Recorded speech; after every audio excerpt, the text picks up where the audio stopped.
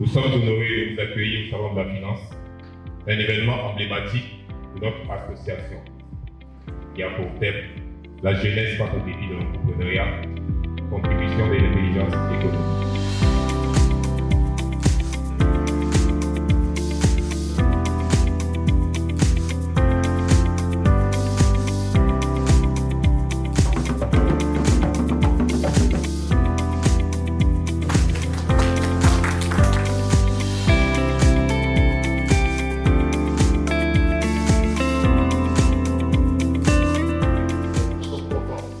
D'associer notre image à votre initiative.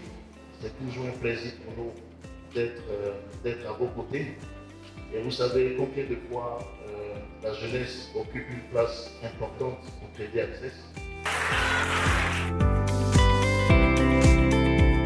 Supposons que dans vos fonctions, vous rencontrez des difficultés qui sont assez fréquentes. Mais vous nous en faites pas, madame. Effectivement, nous rencontrons de nombreuses difficultés et je pense que ces deux pour ne pas être non. On va commencer par la concurrence accrue. Aujourd'hui, le marché de l'entrepreneuriat est saturé et le nouvel entrepreneur doit se démarquer de ce marché-là et c'est assez compliqué pour lui. En plus de cela, il y a le manque d'expérience. Ne deviens pas entrepreneur qui veut, mais qui le peut. Actuellement, la plupart des entrepreneurs n'ont pas les connaissances nécessaires pour gérer une entreprise.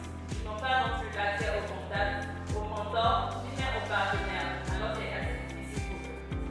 Merci Madame Mondo, Madame Soumoro.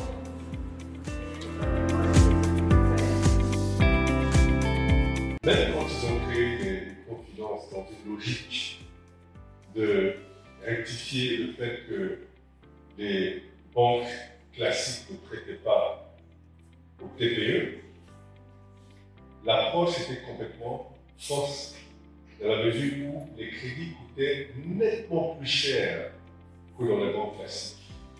Quand vous avez des confidences qui font des taux d'intérêt à 18, 20%, voire 23%, ça n'a même pas de sens. Quand on dit qu'on veut justement créer un système pour prêter à ceux qui en ont moins.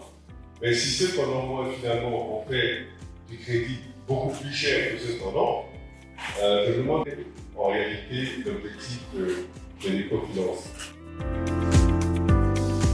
Avant de rentrer dans le vif du sujet, je vous permettez de rebondir rapidement pour essayer, un peu comme vous, à entamer un petit débat de 45 secondes par rapport à ce que mon prédécesseur, mon cher frère Stam, qui s'interrogeait aussi sur le rôle joué par la microfinance et leur capacité à financer avec taux réduits, ce qui est très intéressant, ce qui est pertinent.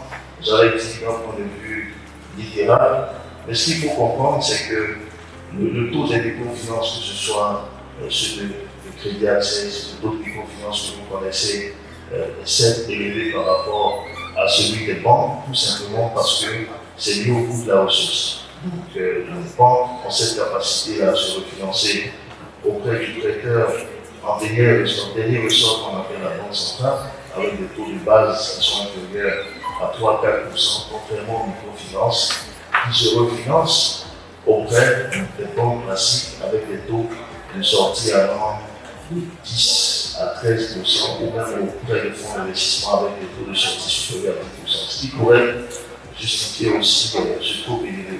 Cela dit, ces taux-là ne découragent pas les entrepreneurs parce que généralement ils réalisent donc des marges subséquentes sur leurs affaires et ils ne sont pas sensibles au taux parce que tout simplement la microfinance comprend très bien la philosophie de fonctionnement de ces PME, comprend donc leur méthode de travail et est capable d'adresser à leurs besoins de financement des réponses très courtes et cela leur permet de se concentrer sur leur technicité et de développer leur plein potentiel parce que le financement, tout ce qui est lié au financement, la microfinance s'en charge et le fait très bien. Donc je voudrais vraiment qu'on puisse féliciter, ovationner tous ceux qui ont participé à ce